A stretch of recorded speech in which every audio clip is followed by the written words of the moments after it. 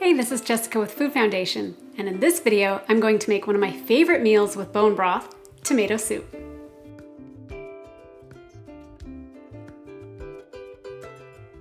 The most important thing to remember when you're making different soups from bone broth is the flavors that you put into the broth in the very beginning. So I'm going to start this particular tomato soup broth with chicken. Chicken is one of the most mildest flavors. It's a lot more mild than a beef bone broth or maybe a pork bone broth. So these are 2 chicken backs or chicken frames. They're less expensive in the stores than buying a whole chicken, but if you made a whole chicken, you can use the backs. Otherwise, just buy the backs and you can put them directly into your slow cooker. So right in the beginning of your broth, when you're adding the ingredients, the different herbs, spices, and vegetables will make a totally different flavor profile.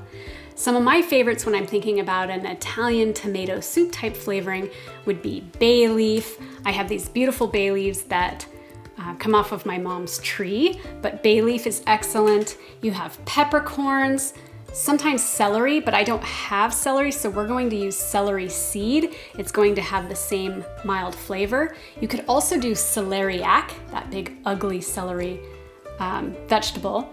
We're gonna use thyme.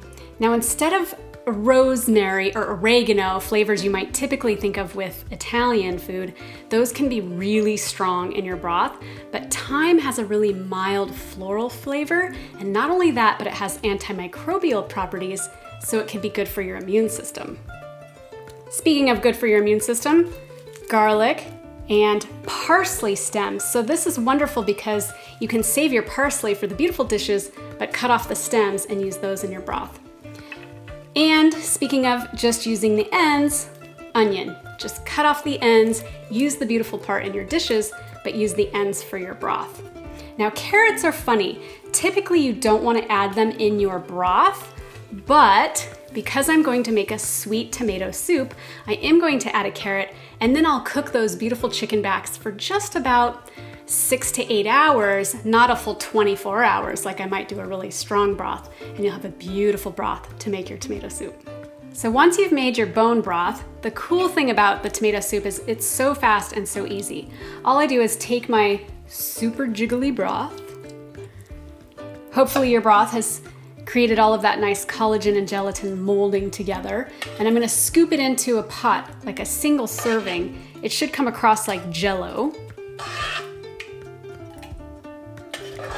And then all we have to do is heat this up, add salt, because remember, you never add salt when you're making your broth, you do it at the very end. And then add some tomato paste into your broth, and you're gonna have tomato soup. You can have fun with it, add a little bit of extra garlic salt or basil, or make it whatever flavor profile you like to make it delicious. So this soup heats up super easy. I've added a little bit of garlic salt, a little bit of basil. Smells like tomato soup. My kids will love this soup. They live upstairs, so whenever I make it, they smell it. And always, you want some? Yes, please. 1 second. When it's really hot, I usually add a little bit of yogurt or cream to make it sort of creamy. Thank you. You're welcome.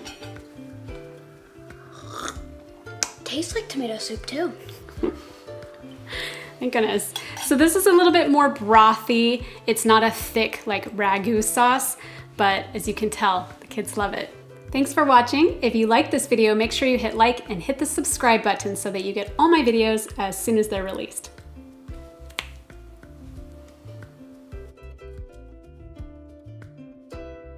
In the background. No, please, babe, no. You can come stand next to her. There you go. Can you stand normal? Oh, but don't rest your head on her microphone. Oh, he just. So just stand there, okay? Yeah, Stand this way. like you had it like that.